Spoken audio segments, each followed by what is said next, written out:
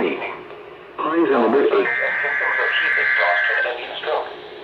Wear lightweight and loose-fitting clothing when possible. To reduce risk during outdoor work, the Occupational Safety and Health Administration recommends scheduling frequent rest breaks in shaded or air-conditioned environments. Anyone overcome by heat should be moved to a cool and shaded location. This is the National Weather Service in the Quad Cities. The preceding signal was a test of the weather radio public warning system. During potentially dangerous weather situations, specially built receivers are automatically activated by the signal to warn of the impending hazard. This test is normally conducted by the National Weather Service each Wednesday between 11 a.m. and 12 noon. If there is a threat of severe weather, the test will be postponed until the next available non-severe weather day.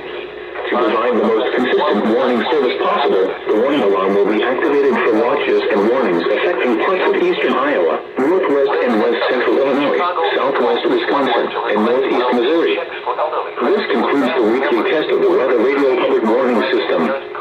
We now return to normal programming. Heat indices will likely remain above 90 degrees across Chicago through very late.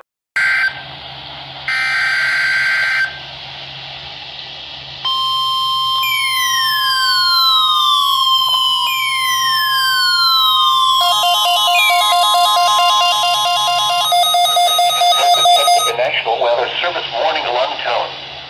During potentially dangerous weather situations, specially equipped receivers are automatically activated to warn of the impending hazard. Tests of these receivers by this system are normally conducted by the National Weather Service every Wednesday between 11 a.m. and noon. When there is the threat of or existing severe weather in the area on Wednesday, the test is postponed until the next available good weather day. The warning alarm, transmitted over National Weather Service radio stations in north central and northeast Illinois, will be activated for watches and or warnings affecting all counties in north central and northeast Illinois, as well as counties in far northwest Indiana. Reception of this broadcast and the alarm tone will vary at any given location. This variability, normally more noticeable at a distance from a given transmitter, will occur even though you are using a good quality receiver in perfect working order. This concludes the tone alarm test.